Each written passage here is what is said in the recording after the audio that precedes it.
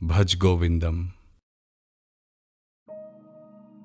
हे मोह से ग्रसित बुद्धि वाले मित्र, गोविंद को भजो, गोविंद का नाम लो, गोविंद से प्रेम करो, क्योंकि मृत्यु के समय व्याकरण के नियम याद रखने से आपकी रक्षा नहीं हो सकती। हे मोहित बुद्धि, धन एकत्र करने के लोभ को त्यागो, अपने मन से इन समस्त कामनाओं का त्याग करो, सत्यता के पथ का अनुसरण करो, अपने परिश्रम से जो धन प्राप्त हो उससे ही अपने मन को प्रसन्न रखो। स्त्री शरीर पर मोहित होकर आसक्त मत हो, अपने मन में निरंतर स्मरण करो कि ये मांस वसा आदि के विकार के अतिरिक्त कुछ और नहीं है। जीवन कमल पत्र पर पड़ी हुई पानी की बूंदों के समान अनिश्चित एवं अल्प है, क्षणभंगुर है। ये समझ लो कि समस्त विश्व रोग, अहंकार और दुख में डूबा हुआ है। जब तक व्यक्ति धनोपार्जन में समर्थ है, तब तक परिवार में सभी उसके प्रति स्नेह प्रदर्शित करते हैं, परंतु अशक्त हो जाने पर उसे सामान्य बातचीत में भी नहीं पूछा जाता है। जब तक शरीर में प्राण रहते हैं, तब तक ही लोग कुशल पूछते हैं। शरीर से प्राण वायु के निकलते ही पत्नी भी उस शरीर से डरती है। बचपन में खेल में रुचि होती है, युवावस्था में युवा स्त्री के प्रति आकर्षण होता है, वृद्धावस्था में चिंताओं से घिरे रहते हैं, परंतु प्रभु से कोई प्रेम नहीं करता। कौन तुम्हारी पत्नी है, कौन तुम्हारा पुत्र है, यह संसार अत्यंत विचित्र है। तुम कौन हो, कहां से आए हो बंधु? इस बात पर तो पहले विचार कर लो। सत्संग से वैराग्य, वैराग्य से विवेक, विवेक से स्थिर तत्व ज्ञान और तत्व ज्ञान से मोक्ष की प्राप्ति होती है। आयु बीत जाने के बाद काम भाव नहीं रहता, पानी सूख जाने पर तालाब नहीं रहता, धन चले जाने पर परिवार नहीं रहता, और तत्व ज्ञान होने के बाद संसार नहीं रहता। धन, शक्ति और यौवन पर गर्व मत करो, समय क्षण भर में इनको नष्ट कर देता है।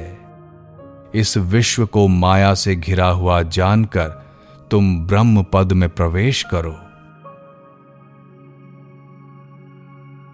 दिन और रात, शाम और सुबह, सर्दी और बसंत बार बार आते जाते रहते हैं। काल की इस क्रीड़ा के साथ जीवन नष्ट होता रहता है, पर इच्छाओं का अंत कभी नहीं होता है। तुम्हें पत्नी और धन की इतनी चिंता क्यों है? क्या उनका कोई नियंत्रक नहीं है? तीनों लोकों में केवल सज्जनों का साथ ही इस भवसागर से पार जाने की नौका है।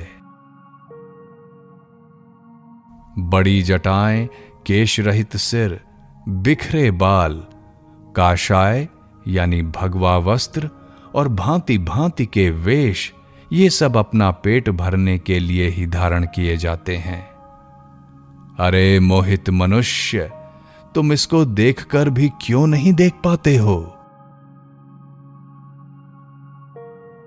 क्षीण अंगों, पके हुए बालों, दांतों से रहित मुख और हाथ में दंड लेकर चलने वाला वृद्ध भी आशा पाश से बंधा रहता है। सूर्यास्त के बाद रात्रि में आग जलाकर और घुटनों में सिर छुपाकर सर्दी बचाने वाला, हाथ में भिक्षा का अन्न खाने वाला, पेड़ के नीचे रहने वाला भी अपनी इच्छाओं के बंधन को छोड़ नहीं पाता है।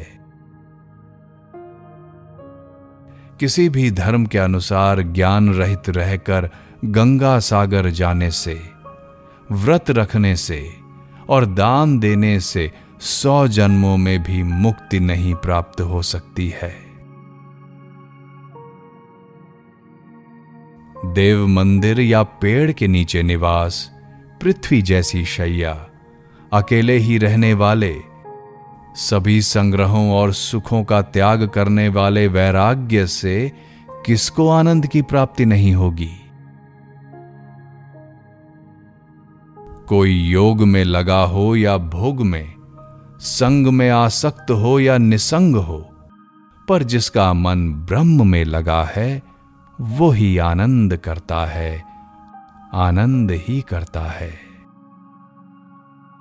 जिन्होंने भगवद गीता का थोड़ा सा भी अध्ययन किया है, भक्ति रूपी गंगा जल का कण भर भी पिया है, भगवान कृष्ण की एक बार भी समुचित प्रकार से पूजा की है, यम के द्वारा उनकी चर्चा नहीं की जाती। बार बार जन्म, बार बार मृत्यु, बार बार मां के गर्भ में शयन, इस संसार से पार जा पाना बहुत कठिन है। हे कृष्ण, कृपा करके मेरी इससे रक्षा करें। रथ के नीचे आने से फटे हुए कपड़े पहनने वाले, पुण्य और पाप से रहित पथ पर चलने वाले, योग में अपने चित्त को लगाने वाले योगी बालक के समान आनंद में रहते हैं।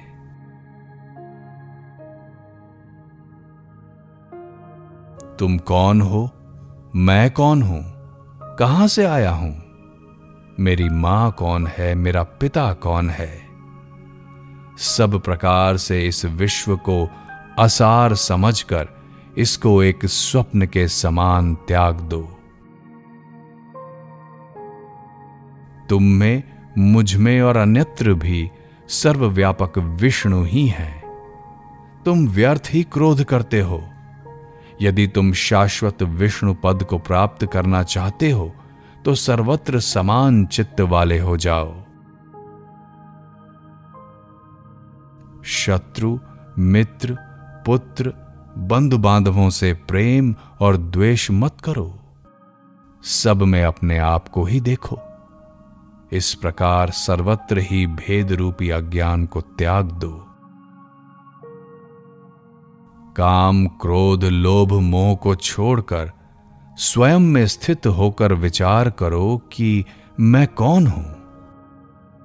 जो आत्मज्ञान से रहित मोहित व्यक्ति हैं, वो बार बार छिपे हुए इस संसार रूपी नरक में पड़ते हैं। भगवान विष्णु के सहस्त्र नामों को गाते हुए उनके सुंदर रूप का अनवरत ध्यान करो। सज्जनों के संग में अपने मन को लगाओ और निर्धनों की अपने धन से सेवा करो।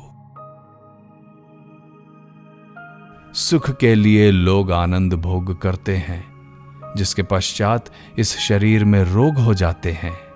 यद्यपि इस पृथ्वी पर सबका मरण सुनिश्चित है, फिर भी लोग पापमय आचरण को नहीं छोड़ते हैं। धन अकल्याणकारी है और इससे तनिक भी सुख नहीं मिल सकता है। ऐसा विचार प्रतिदिन करना चाहिए। धनवान व्यक्ति तो अपने पुत्रों से भी डरते हैं, ऐसा सबको पता ही है। नित्य इस संसार की अनित्यता का विवेक पूर्वक विचार करो। प्रेम से प्रभु नाम का जप करते हुए समाधि में ध्यान दो, बहुत ध्यान दो। गुरु के चरण कमलों का ही आश्रय मानने वाले भक्त बनकर सदैव के लिए इस संसार में आवागमन से मुक्त हो जाओ। इस प्रकार मन एवं इंद्रियों का निग्रह कर अपने हृदय में विराजमान प्रभु के दर्शन करो।